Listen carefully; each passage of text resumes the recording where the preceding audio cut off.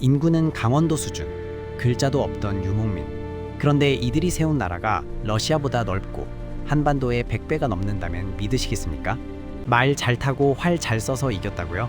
아니요, 그건 본질이 아닙니다.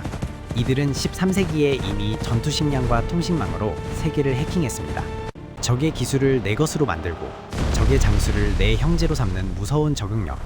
무적 몽골군을 만든 7가지 비밀. 지금 바로 파헤쳐봅니다. 인구 100만, 글자도 없던 유목민. 이들이 세운 나라가 역사상 가장 넓은 육상 제국이었습니다. 영토 2,400만 제곱킬로미터. 현재 러시아보다 넓습니다. 한반도 면적의 100배가 넘습니다. 그런데 이상하지 않습니까? 호라즘 제국 인구 2천만, 당시 금나라 인구 5천만. 유럽 기사단은 철갑으로 무장한 정예의 중기병이었습니다.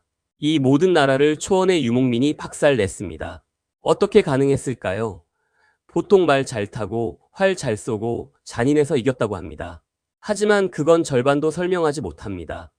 오늘 이 영상에서는 몽골군이 왜 세계 최강이었는지 교과서에서 알려주지 않는 진짜 비밀을 파헤쳐 보겠습니다. 1206년 몽골 고원 오농강 상류 쿠릴타이라는 부족장 회의가 열립니다. 이 자리에서 태무진이라는 남자가 모든 몽골 부족의 지배자 칭기즈칸으로 추대됩니다. 그런데 이때 몽골의 상황을 보면요. 인구 약 100만 명, 가축 2천만 마리, 도시는 없습니다. 성벽도 없습니다. 글자도 없었습니다. 우리나라로 치면 강원도 산골 마을 수준의 인구가 전부였습니다. 그런데 이 나라가 건국 9년 만에 금나라 수도를 함락시킵니다. 건국 13년 만에 중앙아시아 최강국 호라즘 제국을 멸망시킵니다. 건국 30년 만에 폴란드, 헝가리까지 박살냅니다. 도대체 어떻게 이런 일이 가능했을까요? 그런데 몽골군 장수는 능력만 있으면 됩니다. 그래서 몽골군에는 온갖 민족이 섞여 있었습니다. 위구르족, 키탄족, 한족, 이란인, 심지어 유럽 포로 출신까지. 이들이 각자의 기술을 가져왔습니다. 하지만 여기서 의문이 생깁니다. 아무리 빠르고 활을 잘 쏘고 능력 있는 장수가 있어도 성벽은 어떻게 뚫었을까요? 유목민의 최대 약점이 바로 공성전이었습니다. 말을 타고 달리면서 성벽을 뚫을 수는 없으니까요. 네 번째 비밀. 칭기즈칸은 정복한 민족의 기술을 흡수하는 데 천재였습니다. 금나라를 침공하면서 중국인 기술자들을 대거 포섭합니다. 이들한테 공성무기 제작 기술을 배웁니다. 투석기, 운제, 화포. 유목민이 하루아침에 공성 전문가가 됩니다. 호라즘을 정복한 이후에는 한술 더 뜹니다. 이슬람 세계의 과학기술이 합류합니다. 그 결과 탄생한 것이 회해포. 무슬림 기술자들이 만든 초대형 투석기입니다. 돌을 200m 이상 날릴 수 있었습니다. 이것 하나로 중국 남송의 양양 성이 무너집니다. 5년간 버티던 성이 회해포 등장 3개월 만에 함락됩니다. 칭기즈칸은 한 번도 이렇게 말한 적이 없습니다. 우리 방식이 최고다. 오히려 이렇게 생각했습니다. 내가 가진 게 더 좋으면 그걸 가져다 쓰면 된다. 지금으로 치면 삼성이 독일의 반도체 기술, 일본의 공정 기술, 미국의 소프트웨어를 전부 흡수해서 자기 것으로 만든 것과 비슷합니다. 그런데 기술 흡수보다 더 무서운 게 있었습니다. 5번째 비밀. 몽골군의 진짜 최종 병기는 공포였습니다.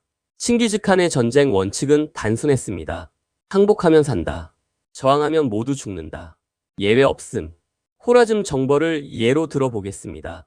1219년 몽골 사신단이 호라즘의 오트라르 시에 도착합니다. 그런데 오트라르 총독이 사신단을 살해하고 물건을 빼앗습니다. 칭기즈칸은 분노합니다. 군대를 이끌고 호라즘으로 진격합니다. 오트라르는 완전히 파괴됩니다. 도시가 지도에서 사라집니다. 그리고 이 소문이 퍼집니다. 빠르게. 다음 도시는 어떻게 됐을까요? 싸우지도 않고 항복합니다. 그 다음 도시도 마찬가지입니다. 몽골군은 실제 전투보다 소문으로 더 많은 도시를 점령했습니다. 그런데 이것은 단순한 잔혹함이 아니었습니다. 계산된 전략이었습니다. 항복한 도시의 기술자는 살립니다. 예술가도 살립니다. 의사도 살립니다. 이들을 제국의 자산으로 활용합니다. 저항한 도시만 파괴합니다. 칭기즈칸은 생각했습니다. 한 도시를 철저히 부수면 10도시가 스스로 무릎을 꿇는다. 한 번의 학살이 10번의 전쟁을 막는다. 잔혹한 논리입니다. 하지만 결과적으로 몽골은 실제 전투 횟수를 최소화하면서 최대의 영토를 확보했습니다. 여기서 잠깐 한 가지 더 놀라운 사실이 있습니다. 여섯 번째 비밀. 몽골 제국은 세계 최초의 통신 네트워크를 구축했습니다. 역참 시스템. 약 40km마다 말과 식량, 숙소를 배치한 중개소입니다. 긴급 문서는 하루에 300km 이상을 이동했습니다. 이게 얼마나 빠른 거냐면요. 서울에서 부산까지 거리가 약 325km입니다. 13세기에 이 거리를 하루 만에 정보를 전달할 수 있었다는 뜻입니다.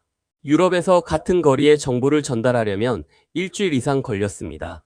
전쟁에서 정보는 곧 생명입니다. 적이 어디에 있는지, 얼마나 많은지, 어떤 상태인지. 이걸 빠르게 아는 쪽이 이깁니다. 몽골은 13세기에 이미 이 원리를 완벽하게 이해하고 실행했습니다. 그리고 이 역참 시스템은 전쟁이 끝난 후에도 위력을 발휘합니다. 팍스 몽골리카, 몽골의 평화. 유라시아 대륙이 하나의 제국 아래 통합되면서 동서양의 교류가 폭발적으로 증가합니다. 마르코 폴로가 베네치아에서 대도, 지금의 베이징까지 안전하게 여행할 수 있었던 것이 이 시스템 덕분입니다. 중국의 화약, 나침반, 인쇄술이 이 길을 따라 유럽으로 흘러 들어갔습니다. 훗날 유럽의 르네상스와 대항해 시대의 기술적 토대가 된 것들입니다. 그런데 이 모든 비밀들, 사실은 하나의 더 큰 원리로 연결됩니다. 몽골이 세계 최강이 된 진짜 이유. 그것은 적응이었습니다. 초원에서는 기마전으로 싸웠습니다. 성벽 앞에서는 공성전으로 바꿨습니다. 사막에서는 건조 식량으로 버텼습니다. 강을 만나면 말가죽으로 뗏목을 만들었습니다.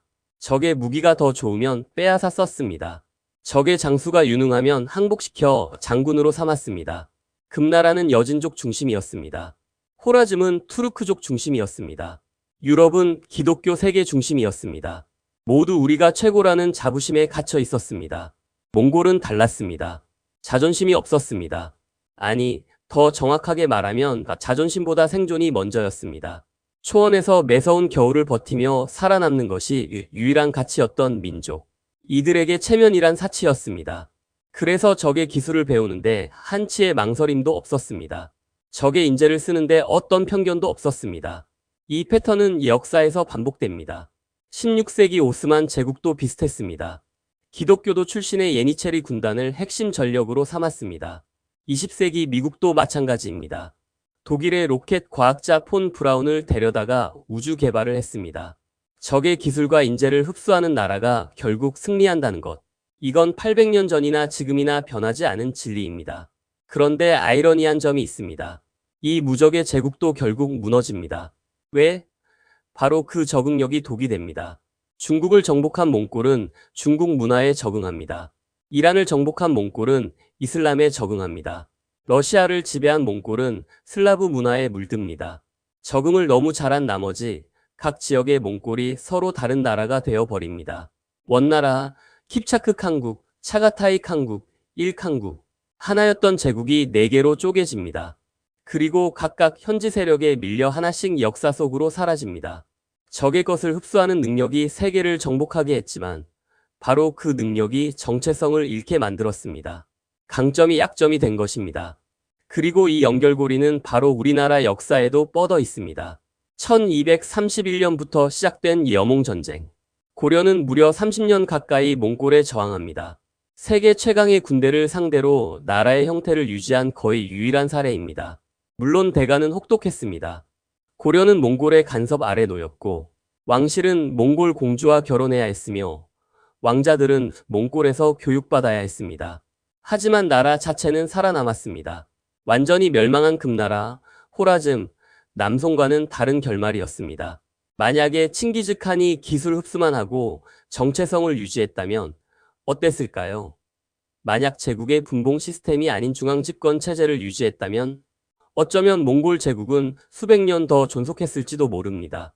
하지만 그것은 유목민의 본질에 반하는 일이었습니다. 초원의 민족은 원래 흩어지는 것이 자연스러운 것이니까요. 대제국의 건설 자체가 유목민의 본성에 반하는 기적이었던 셈입니다. 자, 정리해 보겠습니다. 몽골 제국이 세계 최강이 된 비밀. 100% 기병으로 구성된 압도적 기동성. 보르츠라는 혁신적 전투 식량. 사거리 300m의 폭합궁.